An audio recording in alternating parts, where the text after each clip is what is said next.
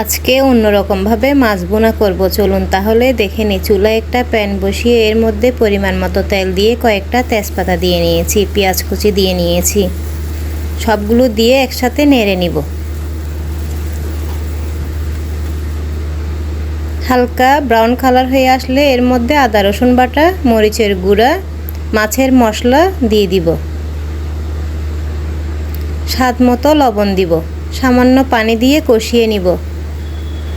নাড়তে নাড়তে যখন তেলটা উপরে ভেসে আসবে এর মধ্যে কেটে রাখা টমেটোগুলো দিয়ে দিব।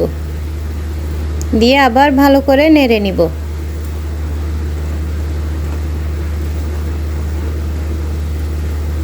এবার ঢেকে 2 মিনিটের মতো রান্না করে নিব। 2 মিনিট পর আরেকটু নেড়ে নিব। টমেটোগুলো চামচের সাহায্যে একটু থেতলিয়ে নিব। এবার ধুয়ে রাখা মাছগুলো এর মধ্যে দিয়ে দিব। এখানে আমি বেলে মাছ নিয়েছি, আপনারা আপনাদের পছন্দ অনুযায়ী মাছ নিতে পারেন। নাড়া হয়ে এলে মাছগুলো ঢেকে রান্না করে নিব। এখন আরেকটু নেড়ে দিব। নাড়তে নাড়তে মাছগুলো একটু ভেঙে দিব।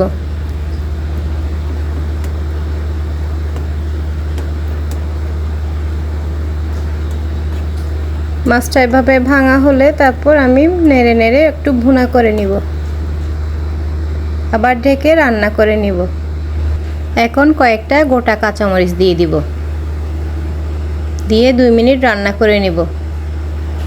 2 মিনিট পর ধনেপাতা কুচি দিয়ে দিব। দিয়ে আর 2 মিনিট রান্না করে নিলে আমার রান্নাটা কমপ্লিট হয়ে যাবে।